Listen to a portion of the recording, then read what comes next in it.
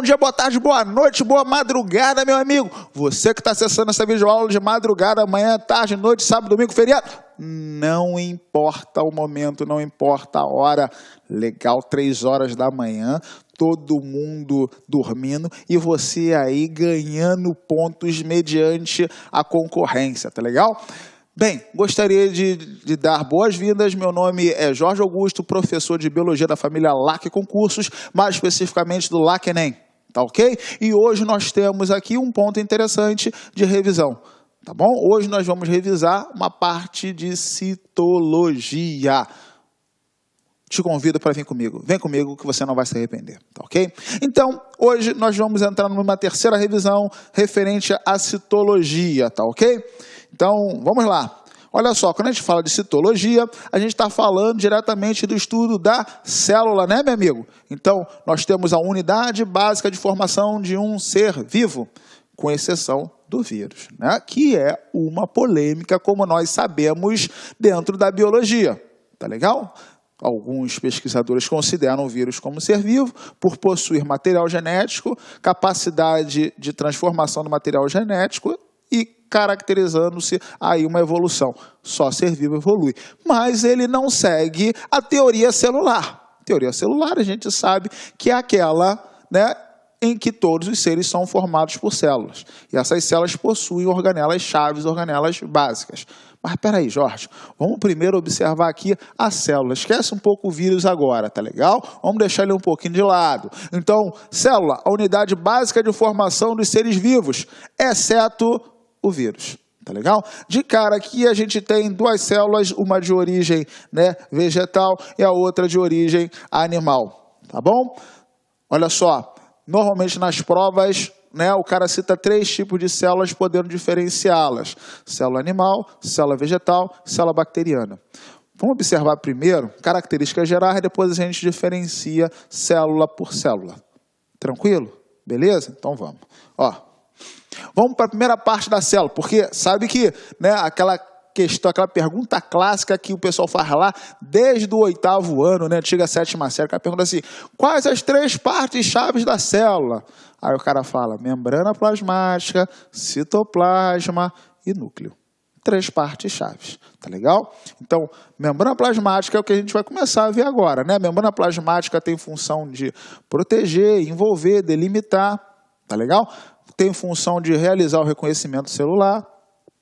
Então, são funções aí diretamente da membrana plasmática. Então, aqui, ó, membrana plasmática, membrana celular, membrana citoplasmática ou plasmalema. Tudo isso, né, condiz a mesma coisa, certo? Ó, estrutura celular obrigatória. Então, sabe que não tem célula sem membrana, não tem como. Quem é que vai delimitar, quem é que vai segurar? Tem que ter, tá? O que está dentro ali.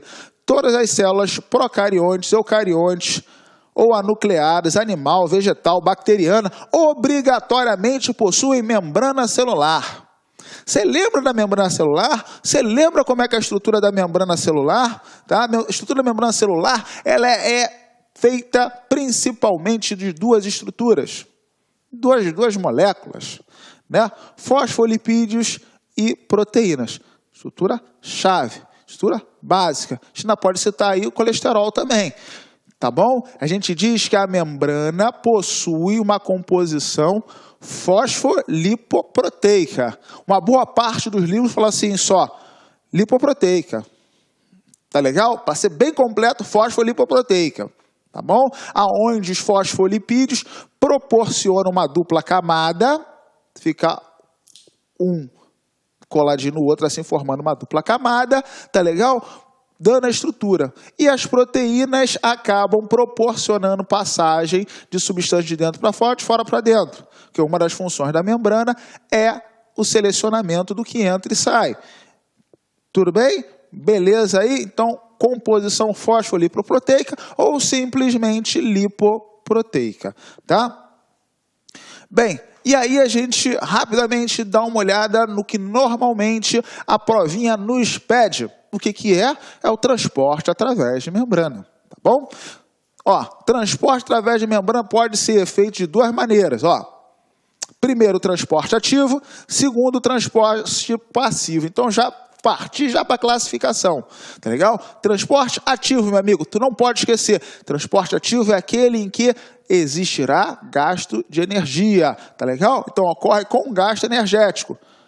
Aqui a gente diz conta o gradiente de concentração. Eu costumo falar assim, igualdade, você não precisa fazer força. Para os meios serem iguais, você não precisa fazer força. Você precisa fazer força para desigualdade. Então, como vai contra o gradiente de concentração, então como vai contra a igualdade, ele quer a desigualdade nesse tipo de transporte, a verdade é essa, você tem que fazer força. Então, existe gasto de energia. Então, toda vez que você tiver um meio com muito, um meio com pouco, você sabe que está existindo uma força ali que está criando essa desigualdade. Criou desigualdade? Transporte ativo. O inverso vai ser o transporte passivo, meu amigo. No transporte passivo, ocorre sem gasto energético, a favor do gradiente de concentração. Então, a favor da igualdade.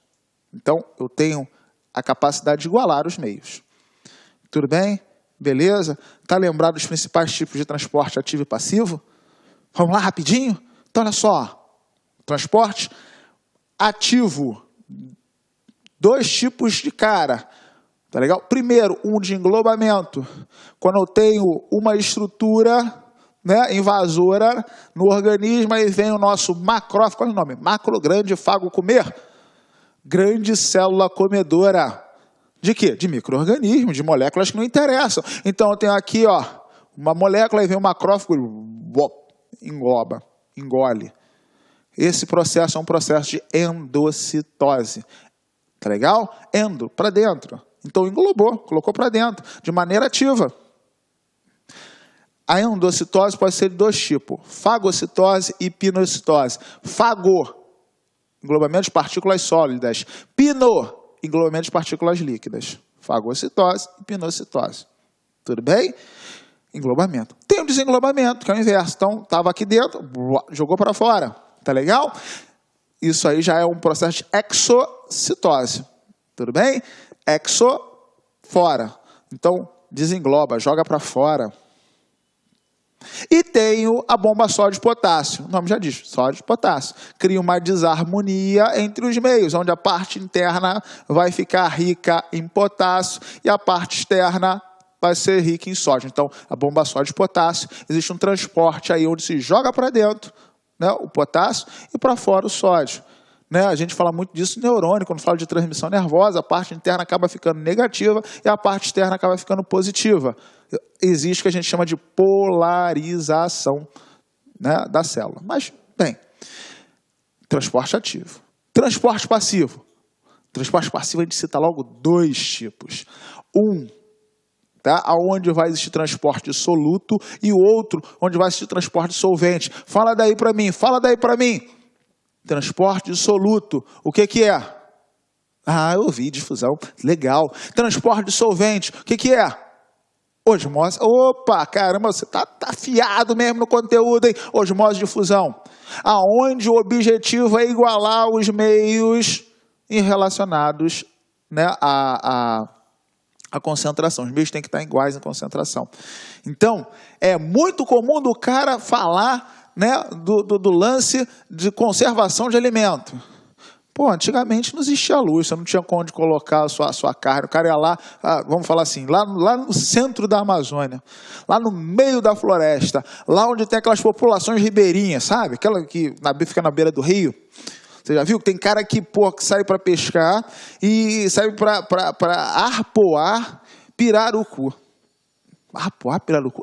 Porque o pirarucu é uma exceção entre os peixes. É um peixe pulmonado, cara. Cara, que loucura, um peixe que tem pulmão. É um peixe que tem pulmão, sim. Pirarucu, ele pode chegar aí a 2 metros mole, cara. Pode chegar a mais de 100 quilos. Caraca, é um peixão, né? Eu acho que é o maior peixe de água doce, se não me falha a memória. Tá legal? Então, a gente fala de pirarucu, um animal gigantesco. E esse animal, ele tem que ir até a superfície para o quê?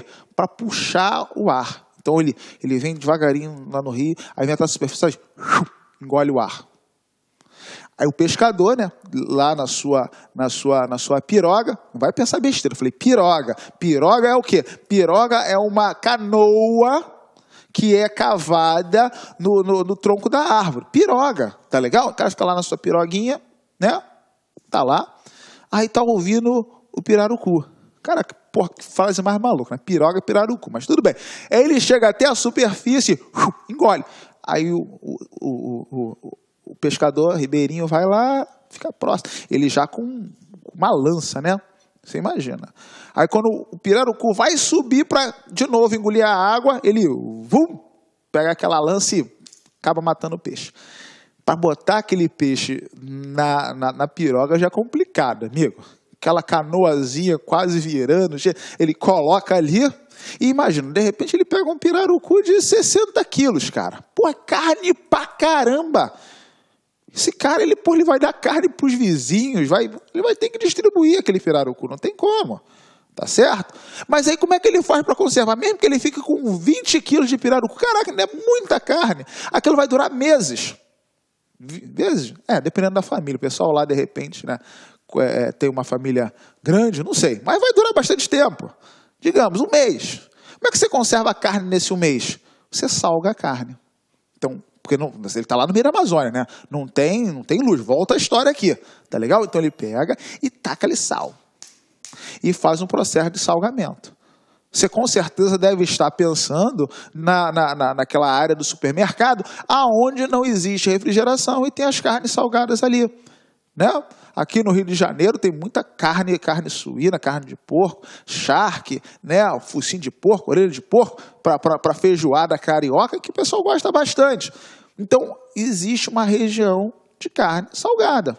Então, o salgamento é um processo no qual vai estar envolvida a osmose que vai conservar o alimento. Por quê? Porque a carne está muito salgada. E quem apodrece o alimento são os seres decompositores, fungos e bactérias, que ao encostarem na carne, que ao acessarem a carne, automaticamente desidratam. Você tem que lembrar que o meio que tem mais sal, que o meio hipertônico, ele puxa água. Então, na hora que o micro-organismo cai ali, ele automaticamente desidrata e morre. E a carne acaba sendo conservada. Tá ok? Beleza? Não esqueça disso, que isso, né, é pedido novamente. Olha lá, né? Vamos dar uma olhada numa questão de 2011, porque aí você vai ver o que eu falei agora. Olha só, né? A cal, óxido de cálcio, CaO, né? Cuja suspensão em água é muito usada como tinta de baixo custo, dá uma tonalidade branca aos troncos de árvores. A gente faz muito isso, né? Lá no sítio do meu pai, eu misturei lá a cal. Você não faz? Claro que eu faço, né? Trabalho de peão. Sabe que filho, né, tem que ajudar o pai. E é lógico que o sítio do meu pai eu fico lá pintando, né? Me sujando, cavando. Fazer o quê, né? Pô, meu pai foi me botar para fazer esses trabalhos. Então eu fui lá, misturei, né, a cal direitinho e fiquei lá pintando o tronco das árvores para ficar bonitinho, né, o tronco das árvores direitinho. Isso vai conservar o tronco das árvores. É o que está falando aqui, ó. Essa é uma prática muito comum nas praças públicas e locais privados, geralmente usada para combater a proliferação de parasitas. Essa aplicação também é chamada de caiação, né, gera um problema: eliminação de micro-organismos benéficos para a árvore, porque não vai ter seleção. Vai detonar os parasitas, mas também vai detonar os micro-organismos que podem ser benéficos. Então, não existe. O que vai acontecer lá? Eu estou botando um sal, se eu estou criando um meio hipertônico, tá legal? Ó, a destruição do microambiente no tronco de árvore pintadas com cal é devido ao processo de... Aí a gente vai para as opções. A difusão. De cara, a gente olha e fala que difusão é transporte de soluto ou solvente. Te falei ainda há pouco, fala daí. Legal, dissoluto. Então não é, né? Pois a cal se difunde nos corpos dos seres de microambiente e os intoxica. Oxidação também não é. Tu já viu que já é bico, porque eu já pulei, né? Estou explicando o que é. Aquecimento. Pois a luz do sol incide sobre o tronco e aquece a cal. Também não. E vaporização. Claro que não. A gente já viu a resposta e a resposta está aqui, ó. Letra B, osmose, pois a cal retira a água do microambiente, tornando inviável o desenvolvimento de micro-organismos. Lembra? É a mesma ideia utilizada, né, para o caso da carne salgada. Beleza, meu amigo? Tranquilo? Então tá. Então, dica aí importante sobre membrana plasmática, tá aí. Bem, vamos lá para as organelas celulares. Organelas são estruturas que estão no interior do citoplasma. Função do citoplasma, metabolismo. Realização do metabolismo. Tá legal? Metabolismo são um conjunto de reações que acontecem no interior celular. Tá bom? Então aqui, né, a gente coloca uma célula animal e uma célula vegetal. E aí a gente tem algumas características importantes, né? Já falou da membrana, e aqui o citoplasma e o núcleo. Então aqui a gente vai ponderar algumas organelas. Tá legal? Primeira organela que eu vejo aqui são os ribossomos. Ribossomos? Ribossomos. Lembra da função dos ribossomos? Ribossomo possui a função direta de síntese de proteína. Os ribossomos podem ou não estarem diretamente no retículo endoplasmático. Se tiverem no retículo endoplasmático, esse retículo se chamará retículo endoplasmático rugoso. Tudo bem? Função dos ribossomos, volta a falar, produção, criação, desenvolvimento de proteínas, síntese de proteínas, tá ok? Então, ribossomo, síntese de proteínas. Aí, a gente observa aqui o núcleo, tá legal? Que tem função de comando celular, beleza. Vamos passar informações para o citoplasma através aí, né, dos poros nucleares. Colados aqui com os poros nucleares, nós temos o retículo endoplasmático. O primeiro retículo endoplasmático é o retículo endoplasmático rugoso. Falei que nele existem ribossomos e que nele existirá a síntese de proteína. Então, função do retículo endoplasmático rugoso: facilitar a síntese de proteína, porque neles existe o ribossomo, e transporte dessas proteínas para uma estrutura que guarda, modifica, empacota e secreta. Quem é essa estrutura que guarda, modifica, empacota e secreta? É o complexo de Golgi, como se fossem sacos achatados que tendem, né? Aqui, ó, complexo de Golgi, ó, que tendem a lançar, a secretar para fora da célula, né, essas estruturas. Muito ligada à síntese de proteína, muito ligada ao hormônio. Então, as células que têm uma grande concentração de produção hormonal, então células de glândulas, acabam tendo, né, uma grande concentração direta de complexo de Golgi. Tudo bem? Porque vão secretar, vão produzir e secretar. Tá legal? Muitas vezes, o que é produzido diretamente ali, né, nos ribossomos, acaba indo para o complexo de Golgi e acaba sendo envelopado, gerando uma outra organela. Essa organela é chamada de lisossomos. Meu amigo, duvido você falar daí a função dos lisossomos. Lisossomos têm função de digestão, né? Digestão intracelular. Então, o que entra acaba sendo colocado num espaço que a gente chama de vacúolo, né? Aonde vai ser detonada, né? Vai ser digerida. O vacúolo é um espaço intracelular, aonde pode existir múltiplas coisas, entre elas a digestão. Tudo bem? Aí vai se formar ali um complexo que é chamado de fagossomo. Tá legal? Porque muitas vezes é formado através do processo de fagocitose. Tá legal? Então, lisossomo, não pode esquecer, hein? Digestão intracelular. Muitas vezes digestão de partes da célula que não interessa. Muitas vezes digestão da célula inteira.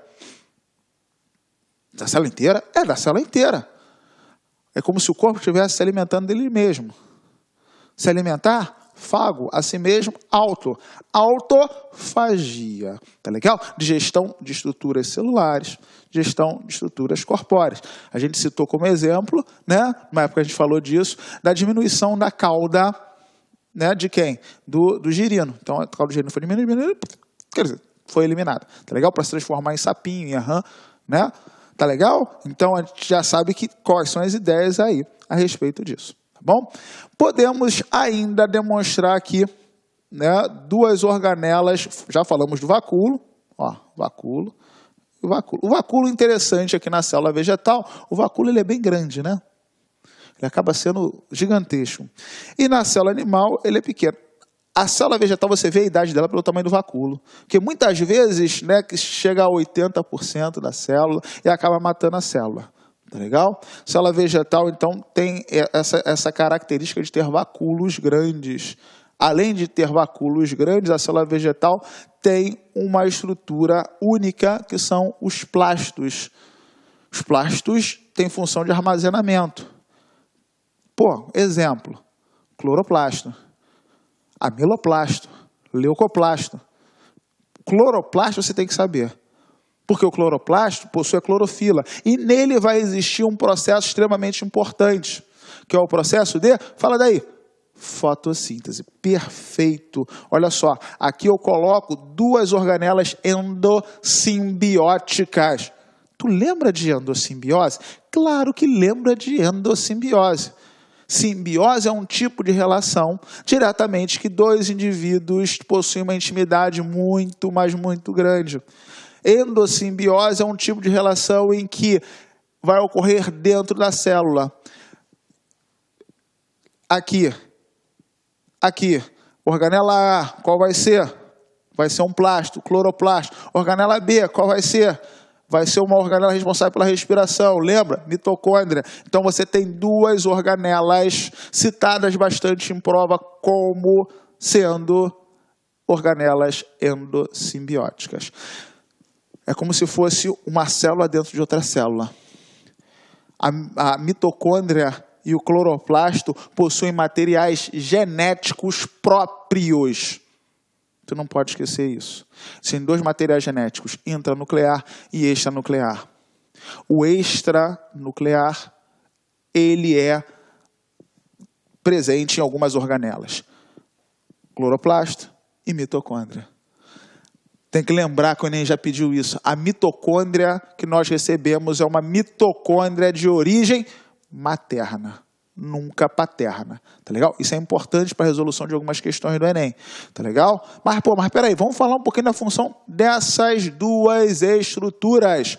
Essas duas organelas endossimbióticas têm função em que são representadas, né, diretamente processos inversos. Aqui eu tenho um processo de construção, de crescimento, de anabolismo. Aqui eu tenho um processo de destruição, de detonação, de catabolismo. Aqui eu tenho a fotossíntese e aqui eu tenho a respiração. Fotossíntese e respiração. Quem sabe fotossíntese sabe respiração. Quem sabe respiração sabe fotossíntese. Não pode esquecer desses dois processos, dessas duas organelas. São organelas bastante pedidas. Tá certo? Bem, aqui a gente faz uma brincadeirazinha para mostrar, né, o processo 1 e o processo 2. Vai lembrar que, quando a gente fala de fotossíntese, fotoluz, síntese e construção. Na fotossíntese, eu vou ter água e gás carbônico, com a energia da luz captada diretamente pela clorofila. Vai lembrar das fases, hein? Fases da fotossíntese. Dúvida? Pega a aula, né? É importante. Vai produzir a partir dessa energia luminosa captada pela clorofila a molécula de C6H12O6. Isso é um açúcar, glicose, e joga-se para a atmosfera. O2. Processo de construção, processo anabólico, onde eu pego moléculas simples, água e CO2 e produzo uma molécula complexa, que é a glicose. Já o processo de respiração, eu tenho um processo contrário, onde eu vou pegar uma molécula complexa, olha lá, ó, C6H12O6, glicose, e vou detonar. Na presença do oxigênio, respiração aeróbia, gerando o quê? Energia. Quanto de energia? 38 ATPs. Nessa fase eu posso falar já de ATP, que tu já viu isso, cara. Olha só, 38 ATPs. Joga-se fora. Olha a fórmula, é contrária. CO2 e água. Tudo bem? Beleza, são processos contrários, são processos inversos, são processos que você não pode esquecer. Tranquilo? Beleza? Onde é que ocorre a fotossíntese? Num tipo de plástico que armazena a clorofila, a gente chamou de cloroplasto. Onde é que fica a respiração? Onde é que ocorre a respiração? Aeróbia? Pô, 2 fases aí diretamente numa organela chamada de mitocôndria. Organelas endossimbióticas. Organelas aonde teremos material genético próprio. Aonde teremos uma origem extracelular. Não esquece. Valeu? Tenho certeza que tu não vai esquecer isso. E eu tenho certeza que tu vai acertar isso. E eu tenho certeza que você vai arrebentar, meu amigo. Ó. Vamos lá. Então, quando eu coloco essa questão, uma estrutura dessa aqui, eu mostro diretamente que num processo entra água e entra gás carbônico, saindo oxigênio e composto orgânico, que é a glicose. Esse processo aqui em que vai entrar gás carbônico e água, sair oxigênio e glicose, você já chegou aí à conclusão, a partir do que a gente já apresentou, que é a fotossíntese. No processo 2, a gente vai ver que entra água e oxigênio. Aliás, desculpa, sai água entrando oxigênio, mas entra não só oxigênio como a glicose. Entrou oxigênio e glicose, sai o gás carbônico e água. Aqui, muito mole de falar, que é a respiração. Então, a respiração aeróbia é contrária à fotossíntese. Não esquece isso. Beleza? Tranquilidade? Então tá. Ó. Aí vem uma questão do Enem. Olha aí, fresquinha, fresquinha, fresquinha. Ano 2013. Ele joga diretamente esse gráfico, essa estrutura de avaliação, aonde a gente vê aqui, né, de referente a cores: núcleo, retículo endoplasmático, complexo de Golgi e mitocôndria. Tudo bem? Então, aqui ele coloca a linhagem de bactérias, quantidade de organelas em cada bactéria. Linhagem 1, linhagem 2, linhagem 3, linhagem 4 e linhagem 5. 5 linhagens de bactérias. Beleza? Na linhagem 1, você está vendo que o núcleo, né? Olha a estrutura do núcleo, 10%. Olha do retículo endoplasmático, olha do complexo de Golgi. Primeiro aqui é o complexo de Golgi, de 10% a 50%, não é verdade? Então, o complexo de Golgi, 50%. Aqui, no caso do retículo endoplasmático, você vai ver que existe 20%. E mais 20% aqui, né, no caso da mitocôndria. Então, vem mitocôndria, desculpa. Aí, complexo de Golgi, retículo endoplasmático e núcleo. Mesma coisa em todas, ó. Aqui no caso, volto a falar, né? Mitocôndria, complexo de Golgi, retículo endoplasmático e núcleo. E assim vai nas 5 linhagens de bactérias. Tudo bem? E aqui ele coloca as porcentagens de cada um. 20, 20, 50, 10, 20, 35, 45. E assim vai. Ele coloca não só o gráfico, né, mas também as informações embaixo, ó. Que é justamente para o cara não ter dúvida do desenho, como eu tive a princípio aqui, por causa das cores. Ah, muito próximo? Não é? Não, mas aqui embaixo já vem dizendo quanto é de cada um. Tudo bem? Então, a gente está vendo células com características diferentes. Na verdade, ele diz aqui que é um perfil celular das linhagens de microalgas. Não são nem bactérias, são microalgas, tá legal? Quantidade de organelas em cada um e a leitura aqui referente não só a porcentagem aqui embaixo, mas também a visual, que é para o indivíduo, o aluno, matar das duas maneiras. Se ele tiver dúvida aqui, nas porcentagens, ele mata embaixo. Tá legal? Se ele tiver dúvida embaixo, ele mata aqui na ideia do gráfico. Então, não tem como o cara errar isso aí. Tá legal? Tem, né? Mas, pô, não tem como errar. Não tem como o cara dar desculpa. Deixa eu melhorar a minha ideia. Ele coloca assim, ó. Uma indústria está escolhendo uma linhagem de microalgas que otimize a secreção de polímeros comestíveis, os quais são obtidos do meio de cultura de crescimento. Na figura, podem ser observados as proporções de algumas organelas presentes no citoplasma de cada linhagem. Qual é a melhor linhagem para se conseguir maior rendimento de polímeros secretados no meio de cultura.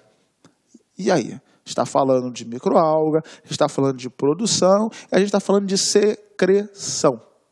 Pô, secreção? É, secreção. Pô, o núcleo está ligado diretamente a isso? Está, diretamente não.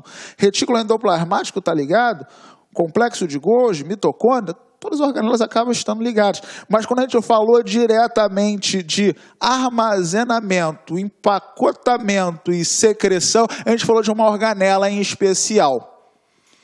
Essa organela, lembra, era o complexo golgiense, também chamado de complexo de Golgi. Então, aonde nós vamos encontrar maior concentração desse tipo de organela? Na linhagem 1, 2, 3, 4 ou 5? Pô, peraí. Então, a gente falou de complexo de Golgi. Na 1 é 50%. Na 2 é 40, 3, 35, 20 e 15. Então, onde a gente acha a maior concentração dessa organela? Opa, está aqui. Né? Na linhagem 1, 50%. Então, a resposta tem que ser a linhagem 1. Opa, beleza. Letra A. Tranquilo? Beleza? Paz e amor nessa questão? Show de bola. Tá? Vamos dar uma observada aí no núcleo celular. Olha só, núcleo celular, as células podem ser classificadas enquanto há um núcleo em... Então, a gente coloca lá eucarionte, procarionte, de cara. Tá legal? Verdadeiro, cario, envoltório. Então, é aquela que possui a carioteca, o envoltório nuclear. Tá legal? Possui envoltório nuclear e estando material genético em seu interior. Já o procarionte, não. Não tem aí esse envoltório. Então, ó, não possui envoltório nuclear, estando material genético disperso no citoplasma. A gente encontra isso somente no reino Monera, né? A gente tem uma estrutura que é chamada de nucleóide, né? Tem pessoas que dizem que não tem núcleo, mas sim nucleóide.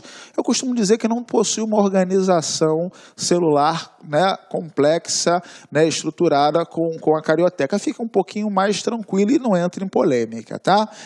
Olha só o núcleo aí. A gente observa aqui o núcleo eucarionte, né? Dotado aí do envoltório. Tá legal? Então, coloco o envoltório aqui e mostro para você que existem poros nesse envoltório, aonde vai existir o contato direto entre o meio interno e o meio externo. Quem está aqui dentro, que comanda realmente, que estabelece as características celulares, é o material genético. Tá legal? Representando aqui no nosso organismo o DNA, ácido desoxirribonucleico, ou melhor, ADN, que é encontrado, né, aqui dentro, né, ou então, como eu falei há pouco, né, naquelas duas organelas, mitocôndria e cloroplasto, não posso esquecer. Mas tirando as mitocôndrias e cloroplastos, né, a gente vai ver como o DNA encontrado aqui dentro, ele manda mensagens para o citoplasma, para exercer um determinado controle, para exercer aí uma atividade citoplasmática, principalmente na produção de proteínas, tá legal? Um processo chamado de síntese de proteínas. Olha só, volta um pouquinho para falar que as células podem ser classificadas enquanto seu cariótipo. Cariótipo é o conjunto, né, de cromossomos da espécie em haploides, que normalmente são gametas, células N, que possuem metade dos cromossomos da espécie, e diploides, célula 2N, tá legal? Que possuem a totalidade de cromossomos da espécie, tá legal? Não pode esquecer isso, tá legal? Célula haploide, célula diploide, tá? Mas lá no núcleo, nós teremos, né, a presença do ácido nucleico extremamente importante, como eu falei, é chamado de DNA ou ADN, ácido desoxirribonucleico. O DNA nas nossas células é a chave. É ela que vai proporcionar a característica não só, né, do organismo, mas a característica da célula. A gente sabe que a célula, ela possui todas as células do nosso corpo, tirando os gametos, todas as células diploides do nosso corpo possuem o mesmo material genético. Só que tem um lance interessante aí. Possuem o mesmo material genético, mas possuem características diferentes. Isso porque essas características, na verdade, são determinadas pela leitura do material genético. Eu costumo comparar o nosso material genético, meu material genético, como se fosse uma biblioteca que eu tenho lá em casa. Tenho muitos livros de matemática, português, história, geografia, física, química, né? Alguns livros específicos né, para a área de biologia, botânica, genética, evolução, tem lá bastante coisa. Tá? Gostaria de ter mais, mas tem bastante coisa. Né? Onde os livros de matemática, de português, de história, de geografia, eu praticamente não toco, a não ser para limpar. Eu pego, limpo, boto e volto no lugar. Pego, limpo, boto e volto no lugar. E todo ano, em todas as férias, né, eu prometo que vou ler aqueles livros e não leio. Nosso material genético, em uma célula, é basicamente isso. É como se a célula tivesse toda essa informação, tudo sobre o organismo, mas só fosse acessar uma parte. É como eu com a minha biblioteca. Eu só acesso basicamente os livros de biologia. Então eu sou um especialista na matéria de biologia. Né? Como se uma célula muscular tivesse informação do corpo todo, mas só acessasse as informações para o músculo. Então ela só sabe realizar a contração muscular. Isso é chamado de especialização. Tudo bem? Beleza. São células diferenciadas. Bem, mas o DNA de todos é o mesmo, tá? Ó, o DNA, aí, os ácidos nucleicos, melhor falando que eu coloco aqui, são macromoléculas formadas por unidades monoméricas, conhecido como nucleotídeos. Nucleotídeo. O nucleotídeo ele é formado de fosfato, uma pentose e uma base nitrogenada. Tudo bem? Às vezes em prova se cita o termo nucleosídeo. Aí eu tiro o fosfato, aí fica só a pentose e a base nitrogenada. No DNA, na verdade, essa pentose aqui é desoxirribose. No RNA, que é o outro ácido nucleico, essa pentose aqui é a ribose. Tudo bem? Beleza? Volto lá à leitura, tá? Cada nucleotídeo, por sua vez, é formado por 3 partes. Olha lá como a gente viu. Um açúcar do grupo das pentoses, um monossacarídeo com 5 átomos de carbono, um radical fosfato derivado da molécula de ácido ortofosfórico e uma base orgânica nitrogenada. As púricas são adenina, que é representada pelo A, e guanina, representada pelo G. E as pirimídicas, timina e citosina, representado pelo T e pelo C. Isso no DNA. No RNA, né, a gente troca a timina por uracila. Tudo bem? Então, existe essa diferenciação. Né? A primeira diferenciação é entre DNA e RNA. Né? Onde você acha timina é DNA. Onde você acha uracila é RNA. Então, existem essas diferenças. RNA, ácido ribonucleico. Tá legal? Aí, no caso, o açúcar do RNA é a ribose. É formado por uma fita única, não dupla, não é dupla hélice, que nem o DNA. Tá legal? E tem a diferença da base nitrogenada. Tudo bem? Que no caso aí é a uracila e não a timina. São diferenças. Tá bom? Então, quando a gente observa, os ácidos nucleicos são esses dois, DNA e RNA. Tá legal? Ácido desoxirribonucleico e ácido ribonucleico. Tá legal? Aí está, mais uma vez, a imagem aí do nucleotídeo. Tá legal? Que no DNA, né, tem a diferencial de ter timina. E no RNA só existe, em vez de timina, a gente tem a uracil ou uracila. Tá bom? Vamos dar uma observada numa questãozinha? Ó, um fabricante afirma que um produto disponível comercialmente possui DNA vegetal, elemento que proporciona melhor hidratação dos cabelos. Sobre as características químicas, então eu quero características químicas, tá legal? Dessa molécula essencial à vida, é correto afirmar que o DNA, então estou falando do meu DNA, do seu DNA, do DNA vegetal, do DNA de uma bactéria, do DNA, estou falando do DNA em questões gerais. Tranquilo? Quimicamente, o DNA ele é feito de quê? Quimicamente, o DNA ele é feito ali, né, daquela composição dos nucleotídeos. Fosfato, as bases nitrogenadas, né, e o açúcar, que é a desoxirribose. O meu é assim? É. O seu é assim? É. O da planta é assim? Também. Da bactéria? Também. E do fungo? Também. Existe diferença entre a composição química do meu DNA e do seu DNA, do que compõe? Não. de repente, uma diferença de porcentagem. De repente, o seu tem mais timina, o meu tem mais citosina. Pode existir uma diferença da composição química em relação à quantidade, mas os componentes químicos são os mesmos. Então, olha lá. Ele coloca uma imagenzinha, né? WXYZ com DNA vegetal. Tá legal? E coloca essa imagem. E aí eu posso falar assim, porque eu volto um pouquinho, ele bota assim, sobre as características químicas dessa molécula essencial à vida, é correto afirmar que o DNA de qualquer espécie serviria, já que tem a mesma composição? É isso aí, tem sim a mesma composição. Então, a resposta é aqui, ó, letra A. Tá legal? Ele ainda coloca na B, de origem vegetal, é diferente quimicamente dos demais, pois possui clorofila. No DNA? Claro que não, a gente já viu composição química. Das bactérias poderia causar mutações no couro cabeludo. Aí eu fragmentei, eu detonei o DNA, eu estou só os componentes químicos ali, como é que iria... Não, errado. D, os animais encontram-se sempre enovelados e é de difícil absorção.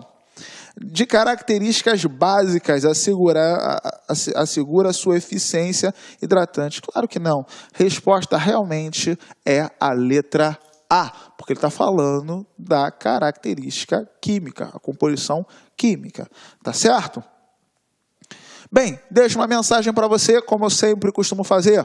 Procure ser como os bambus. Vergue-se até o chão, mas resista firme e supere as dificuldades. Você é muito mais capaz que os seus medos. Então, siga em frente. Trabalhe para fortalecer não só o seu conhecimento, mas a sua alma. Tá legal? Posso falar assim, tá bom?